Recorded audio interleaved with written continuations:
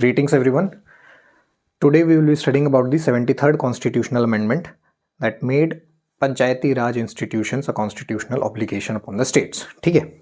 Now, सबसे पहले what is Panchayati Raj institution or what is a panchayat? Web series है पंचायत, आप सबने ज़रूर देखी होगी. You all must have seen. It is very entertaining and very light weight, मतलब इजी गोइंग और सारे एज ग्रुप वाले एक तरह से देख ही सकते हैं. काफ़ी अच्छी सीरीज़ भी है, मज़ेदार है, लाइट हार्टेड है.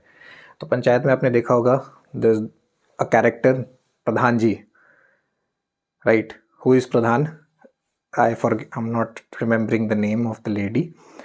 Anyways, there is Pradhan ji, there is सचिव जी, and then there are sahayak and up pradhan and ward members whatsoever, right? So what is the pradhan of that panchayat? Who is the pradhan of that panchayat? The pradhan is basically the sarpanch or the chairperson of that panchayat, right? Panchayat in basic definition और in basic sense panchayat क्या होता है? एक ग्रामीण इलाके का, ग्रामीण unit का self governance unit, self governance tool कह सकते हो, right? So basically panchayat is a rural self governance unit, right? This is panchayat. Now 73rd amendment तो आया था 1992 में. क्या इसके पहले भी पंचायत थे या नहीं थे? Will come upon that. इसके पहले पंचायत थे नहीं थे, क्या वो रूल्स थे या फिर क्या गाइडलाइंस थी पंचायत बनाने को, क्या था? Will look into it, right? So before starting, panchayat का डेफिनेशन आप लोगों को पता चल गया है. Panchayat is basically self government in the rural area, right? Self government in the rural India. Now national extension scheme and community development programme, ये दो चीज़ों का असेसमेंट के लिए, to the assessment of these two things, the Government of India in 1957 appointed Balwant Rai Mehta Committee. Now Balwant Rai Mehta Committee made several recommendations with respect to panchayats, with respect to Panchayati Raj. What should be the way forward, right? Some of its suggestion was that direct election होना चाहिए to panchayat. Some other includes like a collector should be the head of the district level panchayat committee or council. Other was direct elections, other was 3 tier होना चाहिए, district होना चाहिए, ग्राम होना चाहिए, intermediate होना चाहिए, ठीक है? Now Government of India, there were few more suggestions. Government of India recommendations rather, Government of India accepted these recommendations and the year 1958 January itself. In the year 1958 in January, the government National Development Council rather, not the government, National Development Council accepted these recommendations but did not make a single rigid plan. They did not make a single rigid plan, but they left to the states to make, right? They left to the states to make Panchayati Raj institutions according to their own discretion, but in a broad framework that could be similar. First panchayat कहाँ पे बना था? First panchayat was formed in Rajasthan, Nagaur district, 1959. ठीक है? In 1959 itself, there was another state who implemented panchayats. Who made panchayats rather. That was Andhra Pradesh. By the mid 1960s, almost almost all the states were formed. They did form, right? They did form panchayats. But what was the problem? That every state had different categories. Every state had different parameters to judge. Every state rather had different opinions to make panchayats, right? कहीं पे 2 level है, कहीं पे 3 level है, हर कोई अपने हिसाब से बना रहा था. Now 64th अभी जो प्रेजेंट है उसमें 3 लेवल ही होना है, except for the states who have 20 lakh और less population. Just one thing to remember, keep in mind, the states which have 20 lakhs or less population, they are not required to make 3-tier system. They can have 2-tier system as well. Now, Balwant Rai Mehta Committee, they made the suggestions that was accepted by National Development Council. Then after that, what happened? 64th Amendment Act was moved. 64th Amendment rather, as the form in the Rajiv Gandhi government, it was moved, but it was passed in Lok Sabha as well, but it could not be passed in the other house, so it lapsed. After that, in the VP Singh government in National Front, वहाँ भी try किया गया था, बातचीत हुई थी, लेकिन वहाँ पे भी कुछ मटेरियलाइज नहीं हुआ. After that, the main breakthrough came in 1992 when PV Narasimha Rao was the Prime Minister. 73rd Amendment was passed, and 73rd Amendment Act made it constitutional obligation upon the states to form Panchayati Raj institutions. So 73rd Amendment Act basically gave Panchayati Raj institutions constitutional what you call obligation. ठीक है, about constitutional status and constitutionally it was obligatory. Constitutionally it was obligatory for the states to now make a Panchayati Raj institution system, right? Now 73rd Amendment में ये हुआ, constitutional obligation तो आगे state में, अब state बनाएंगे कैसे, guidelines तो होनी चाहिए. So what are the various guidelines, what are the basically features of this 73rd Amendment that I have mentioned here. I'll be explaining this after I explain you this part. कौन से articles में. So article 243 to 243O mentions about Panchayat Raj institutions and their functioning, their powers, their tenure, everything that is mentioned. Election से लेके सब चीज़ जो भी है वो मेंशन की गई 243 से 243O में. 243G में कौन सी पावर्स, कौन से सब्जेक्ट्स, जैसे कि एक लिस्ट होती है ना, union list, state list, concurrent list, right, there are different lists, residuary list. तो ये सारे लिस्ट्स में कितने, कौन से सब्जेक्ट्स हैं जो पंचायत को मिलेंगे, कौन से सब्जेक्ट्स हैं जो पंचायत जिनमें रूल बना सकती है, जिनको क्या कहते हैं, गवर्न कर सकती है, उन सब्जेक्ट्स को कहाँ दिया गया है, आर्टिकल 243G में. 243G में शेड्यूल 11 में ऐड किए गए हैं. This also added a new part that is part 9. Part 9 इसमें ऐड किया गया था और इसमें there are certain provisions that are compulsory. There are certain provisions that are compulsory. There are certain provisions that are voluntary. Compulsory क्या है, जैसे 3 tier होना है, 3 tier होना ही है भाई, 3 tier होना ही है. There is a compulsion that compulsion जो है 3 tier होना है, ग्राम सभा होनी है, इलेक्शंस कैसे होने हैं, कितने टेन्योर क्या है, 5 years का, ये सब कंपलसरी है. वॉलंटरी क्या है, वॉलंटरी वो है जो ज़्यादा इंपॉर्टेंट नहीं है, the things which are not that important. For instance, direct election of the panchayat head at the village level, that is not mandatory. The government decide direct होगा या indirect होगा, that the government decide, state legislature decide. ठीक है, तो voluntary भी कुछ है. Voluntary has been left upon the states, so they have a small degree of flexibility. They can hinge around with the geography, with the social conditioning and everything, right? Social condition, not conditioning, sorry. ठीक है. Now let's come about to the features. What are the features of the 73rd Amendment Act? सबसे पहले तो ग्राम सभा होना है. What is ग्राम सभा? ग्राम सभा is basically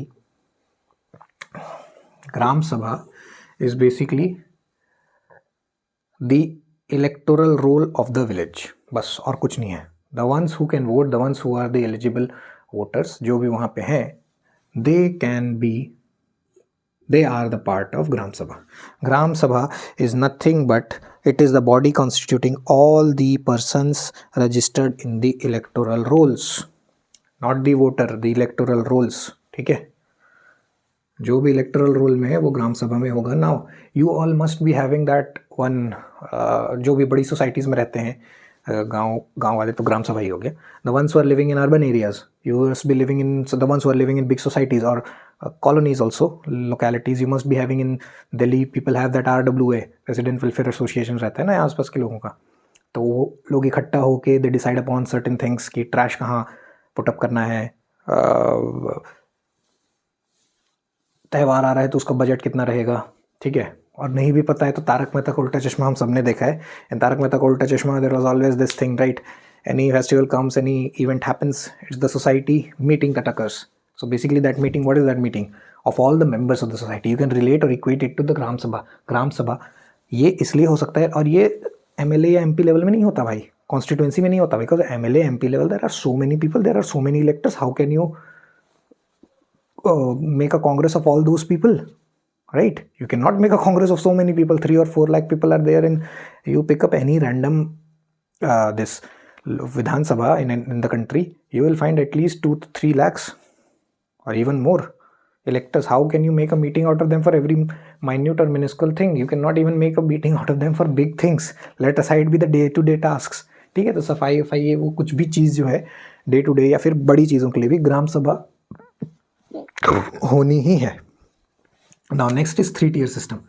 3 tier सिस्टम में होना चाहिए, एक होना चाहिए डिस्ट्रिक्ट लेवल पे, एक होना चाहिए इंटरमीडिएट लेवल पे, एक होना चाहिए विलेज लेवल पे. Now there has to be a village level, intermediate level and a district level. What do you mean by village level, district level and intermediate level? Village level basically village, gram panchayat. District level, district, revenue district. Intermediate has not been clearly given. It could be block, and mostly and usually it is block only. You must have heard about the BDO, block development officer. वो यही विभाग है. They'll overlook developmental programs, economic development, social upliftment, social justice वगैरह, वो यही देखते हैं. Implementation of scheme for those 29 items, है ना. पंचायत सीरीज में भी कहीं ना कहीं, I am not remembering, I have not seen the whole panchayat, but I am sure वहाँ पे बीडीओ का जिक्र कहीं ना कहीं होगा, राइट. इलेक्शंस, इलेक्शंस क्या है एंड इलेक्शंस कौन करेगा, इन इलेक्शंस कैसे होंगे. इलेक्शंस आर बेसिकली, इसमें थोड़ा सा ट्रिकी है and it is bit factual, technical भी है. Listen to it properly. Elections, now again, village level, intermediate level, district level. The members, I repeat, the members of the panchayat at village level, at intermediate level and at district level. I'm not telling you about the gram sabha, तो सबको पता है. Intermediate level में अलग होता है. Some places it is called the block development committee and at district level it is called the district development committee. You must have heard, इधर अगर सेंट्रल इंडिया में है तो it is used BDC, DDC. In Madhya Pradesh and in Chhattisgarh it is used BDC, DDC, all that. अलग अलग states में अलग अलग नाम से जाना जाता है, ठीक है. तो elections to these bodies, panchayat at village level, at intermediate level and at district level, at all three levels the members, I repeat, the members are to be directly elected by the people. The members are to be directly elected by the people, and apart from the members, chairperson भी होते हैं. Chairperson at intermediate and district level, chairperson at the intermediate and district level are to be elected indirectly. Chairperson of the district and intermediate panchayat level, intermediate level of panchayat are to be elected indirectly. ये दो indirectly होंगे. और village level पे जो पंचायत है, जो सरपंच होता है, उसका इलेक्शन होगा नहीं, डायरेक्टली नहीं होगा. It is upon the state legislature, as the state legislature determines. It could be direct, it could be indirect, as per the state legislature, ठीक है. अब इसके बाद क्या होगा, इलेक्टेड डायरेक्टली होना है. उसके बाद क्या है, ड्यूरेशन, अच्छा रिजर्वेशन है, sorry, reservation of STs and एससी shall be to the proportion of their population. Simple.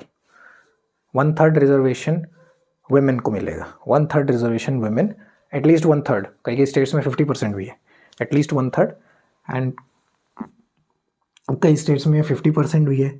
At least 1/3 तो होना है विमेन के लिए, including women from ST and SC community as well. ST and SC का उतना ही रिजर्वेशन होना चाहिए जितना उनका प्रोपोर्शन है पॉपुलेशन में, ठीक है. उसके बाद tenure. What is the tenure? The tenure is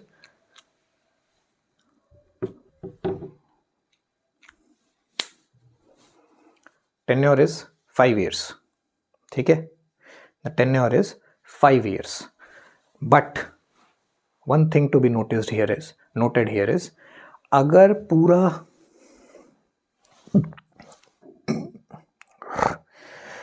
if for instance the whole panchayat is dissolved, ठीक है, टेन्योर तो 5 साल है, 5 years है, but if for instance the whole panchayat is dissolved, what will be the tenure of the newly elected panchayat? Will it be 5 years from that date?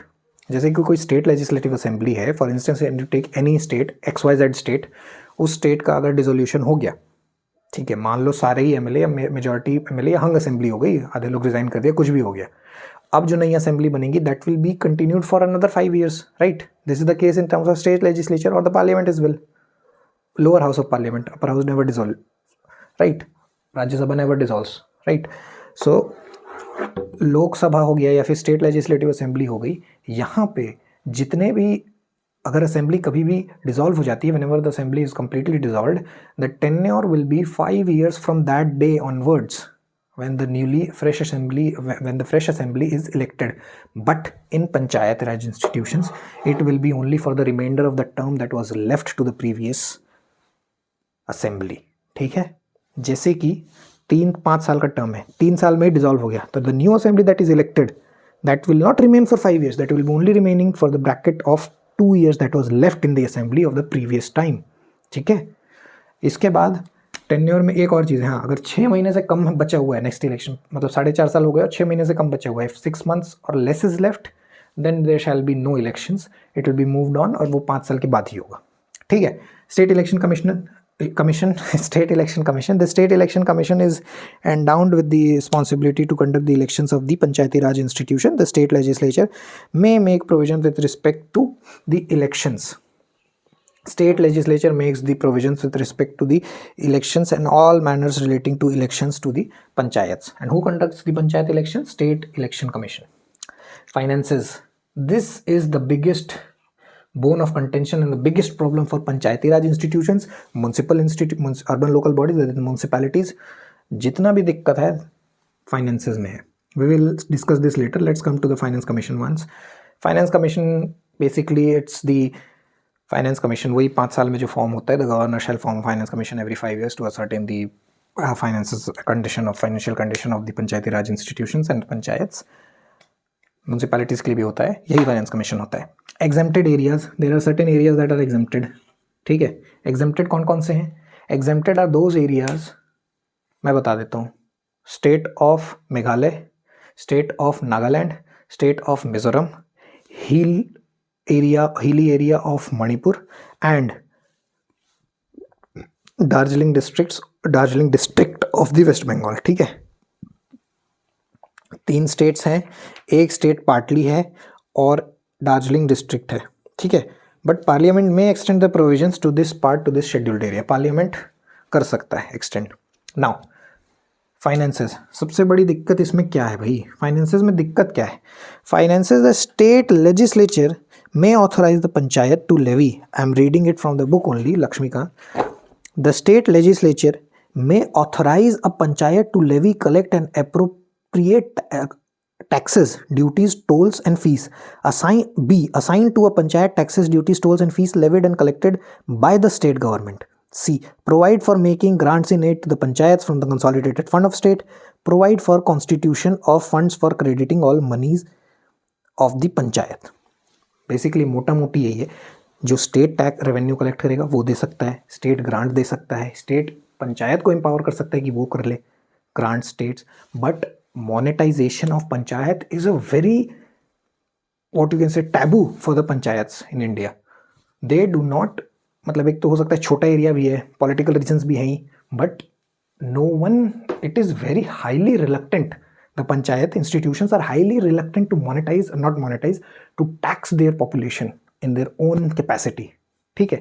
There was a case study I read in the Hindu couple of years ago, I guess. Up Sarpanch in Telangana committed suicide due to debt pressure. He was not able to repay the loans. Debt के pressure से suicide कर लिया भाई. It is a big thing. Finance का बहुत बड़ा दिक्कत है, इसमें तो पूरी एक क्लास हो सकती है.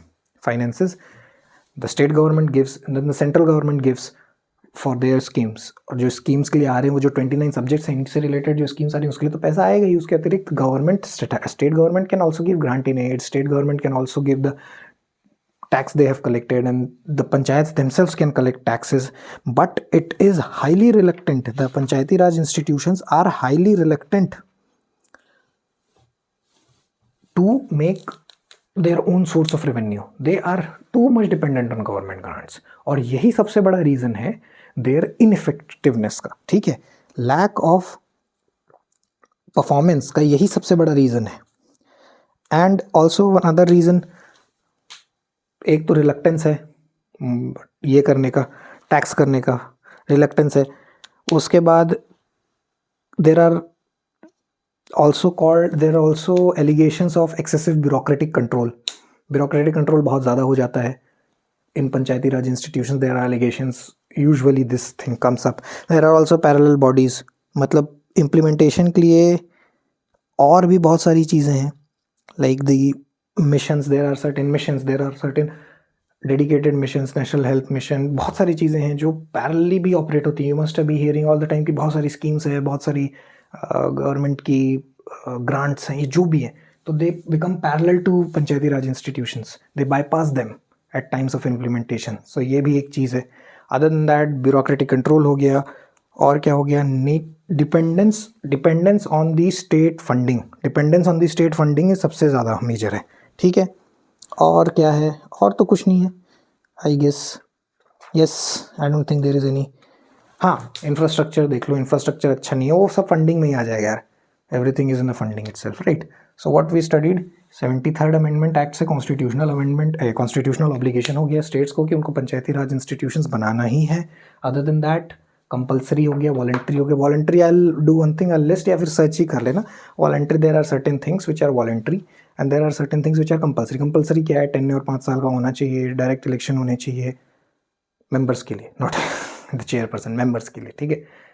उसके बाद स्टेट इलेक्शन कमीशन है, ग्राम सभा है, ये सब चीज़ें, these are all those mandatory things and there are certain voluntary things as well. Article कौन से हैं, 243 से लेकर 243 ओ तक, 243G में 11th शेड्यूल अटैच्ड है, 29 सब्जेक्ट्स हैं। पार्ट 9 इसमें इंट्रोड्यूस किया गया है। बलवंत राय मेहता कमेटी ने जो रिकमेंडेशंस दी थी वो पहले एक्सेप्ट की गई थी नेशनल डेवलपमेंट काउंसिल से, और उसके बाद एक रिजिड फ्रेमवर्क नहीं था, फ्लेक्सिबल था बहुत, so every state was having their own system. So 73rd amendment made a uniform system. उसके बाद से we are here in this current scenario, ठीक है। So the features you know, gram sabha 3 tier election reservation and exempted area, finance commission, tenure, state election commission, all that, right? State election commission conducts the assembly election or not. MLA का election था, वो state का है ना, तो state election commission करेगा या central commission करेगा? स्टेट करेगा।